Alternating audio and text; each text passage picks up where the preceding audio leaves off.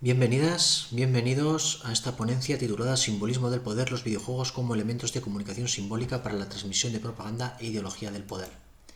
En esta comunicación vamos a ver, por un lado, el marco teórico en el cual nos situamos, cómo ubicamos el valor del símbolo, filosóficamente hablando, desde posturas de autores como Ernst Cassirer, Carl Gustav Jung, Claude Lévi-Strauss y especialmente Gilbert Durand. Luego expondremos brevemente la relación entre el simbolismo y el poder para continuar con la relación que existe entre los videojuegos y el poder. Haremos un breve análisis de ciertos videojuegos desde estas claves filosóficas simbólicas para dar una breve conclusión que resuma todo el proceso llevado a cabo.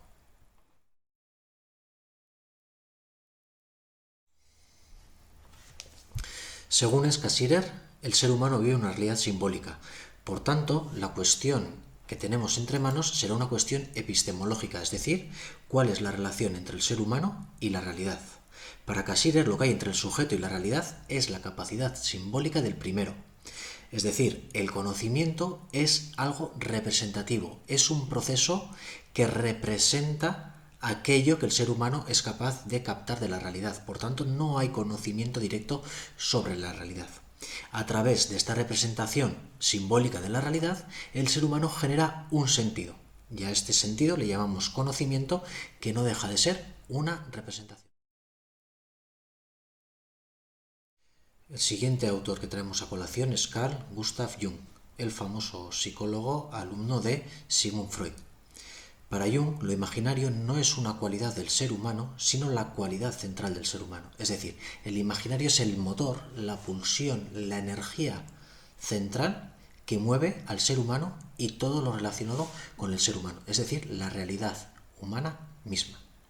En este sentido, Jung dirá que el imaginario es una característica universal, es decir, todo ser humano comparte un imaginario común, a lo cual llamará arquetipo.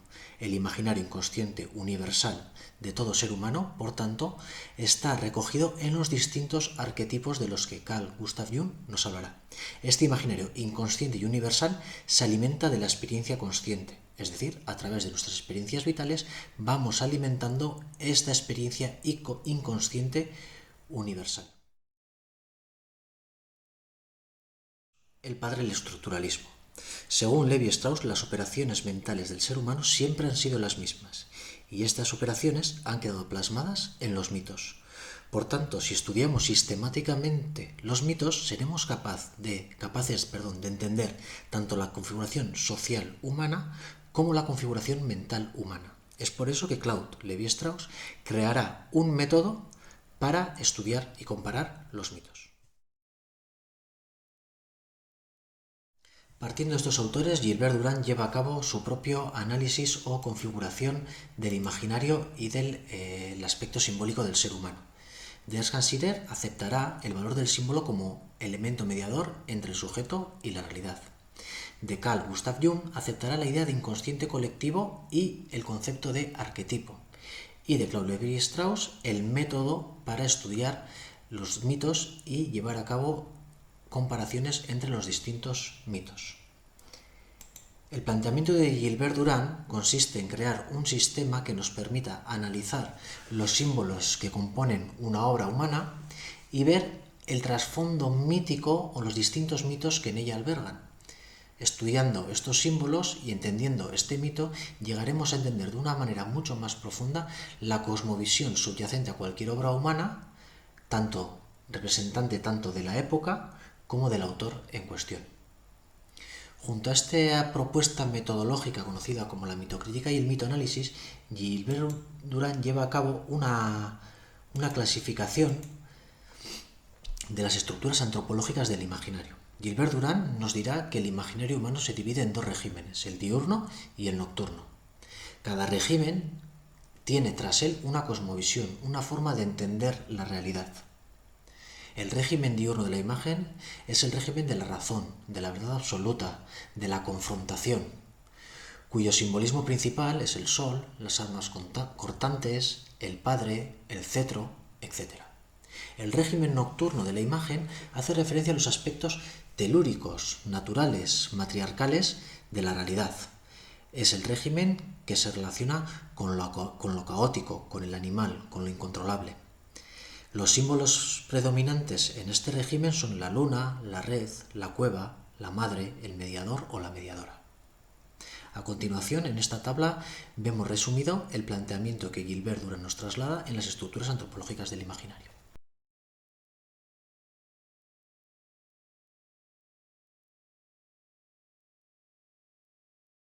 Para acabar con el apartado filosófico, expondremos brevemente la relación del simbolismo y el poder. A través de la capacidad imaginaria, el ser humano genera orden. Este orden se convierte en norma y esta pasa a ser la normalidad social.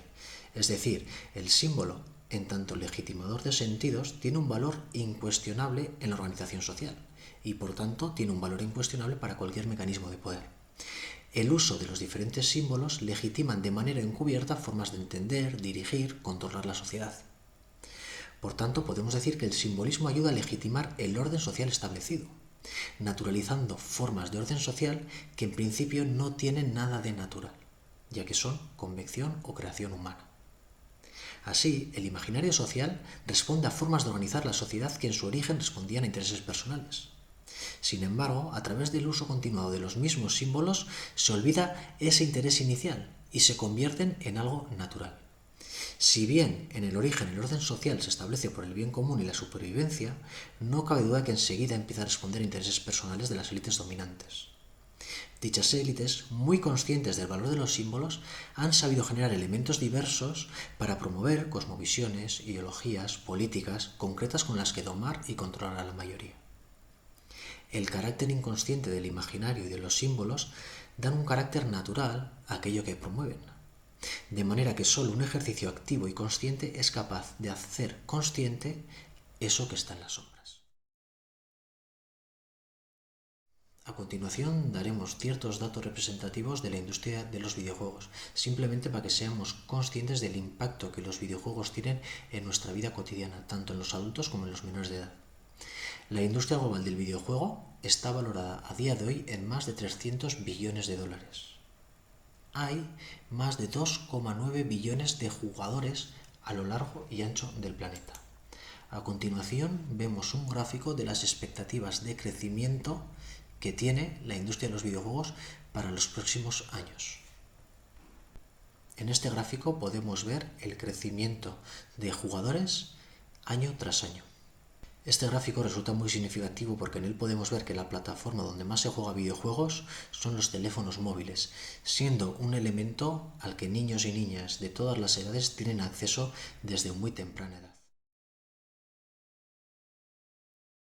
A continuación haremos el breve análisis de una serie de 3 videojuegos que hemos elegido para mostrar un poco esto que estamos comentando en esta ponencia. Uno de los juegos más famosos, si no el más famoso de todos, es el de Mario Bros. Mario Bros es el típico relato del héroe en el que un hombre debe de aventurarse en una épica aventura para salvar a una pobre dama en apuros.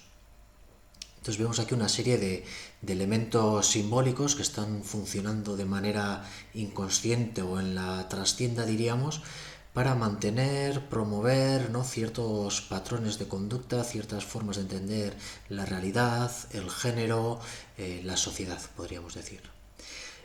Para empezar, tenemos como el relato clásico el hombre humilde, en este caso un fontanero que viene de la clase obrera, ¿no? El héroe humilde que tiene que realizar una aventura épica para salvar a la mujer en apuros.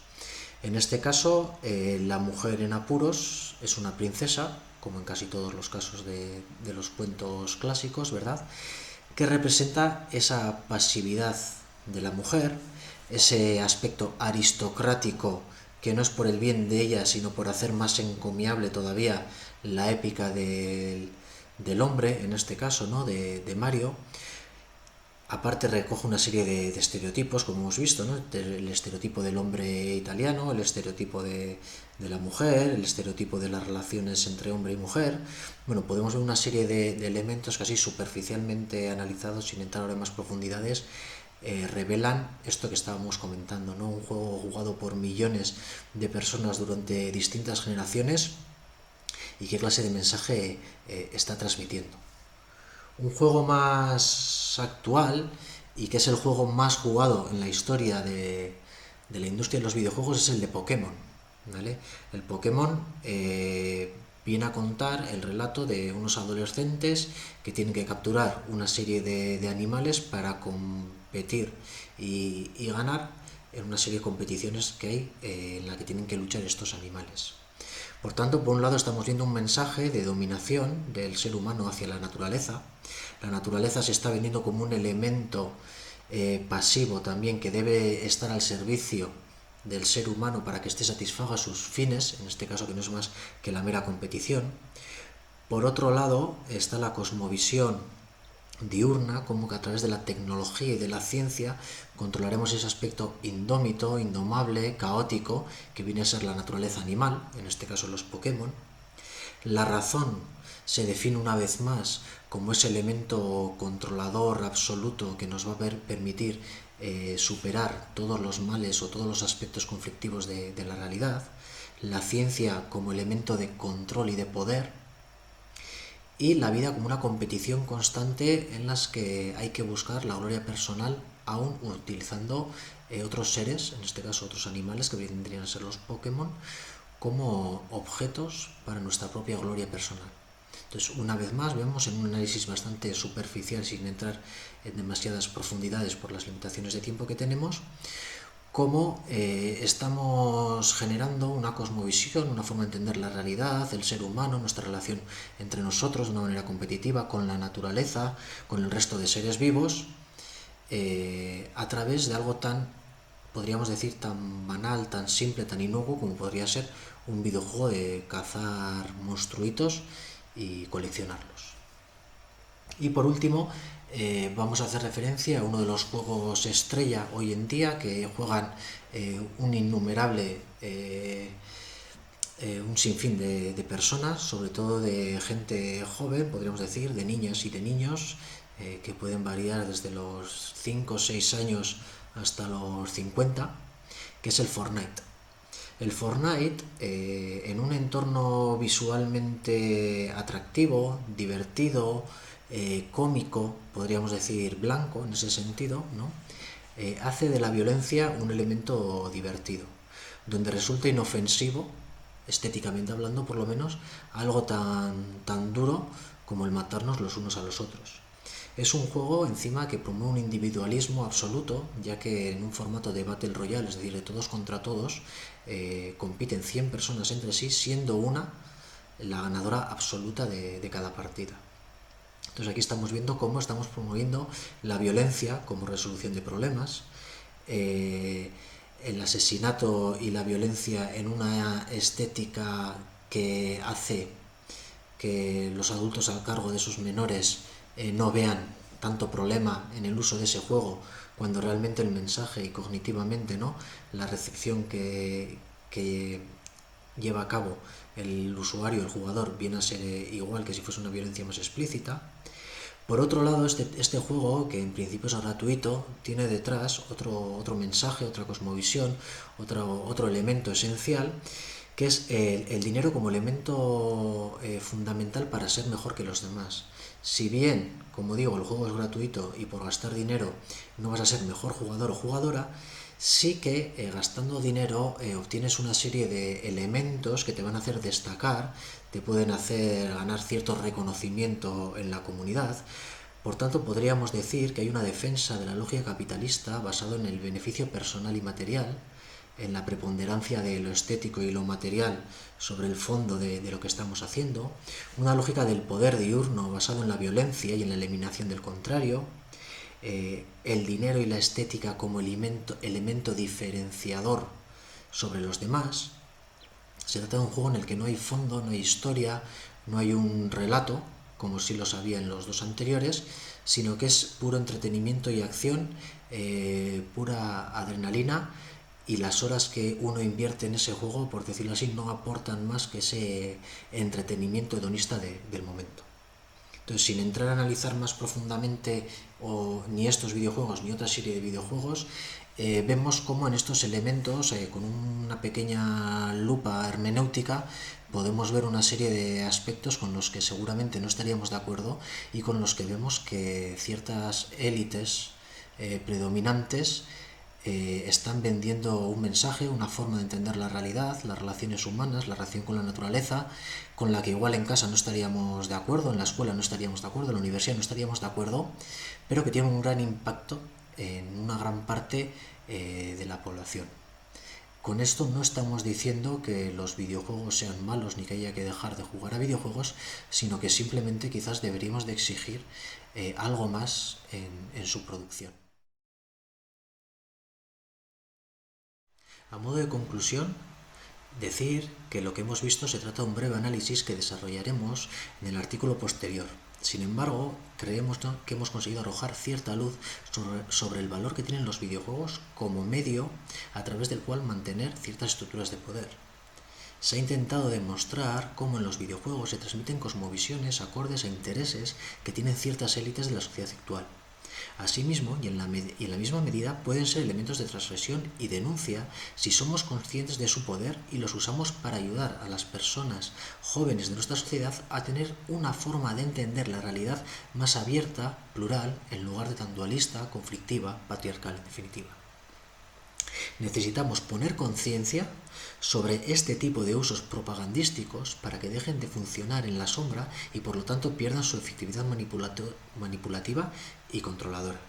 Es a través de estos ejercicios de interpretación consciente de los elementos culturales que nos rodean cómo podemos cambiar ciertas cosas, ciertos aspectos de la sociedad con los que no estamos de acuerdo. Muchas gracias por vuestra atención y cualquier duda o comentario será más que bienvenido en la plataforma. Hasta luego.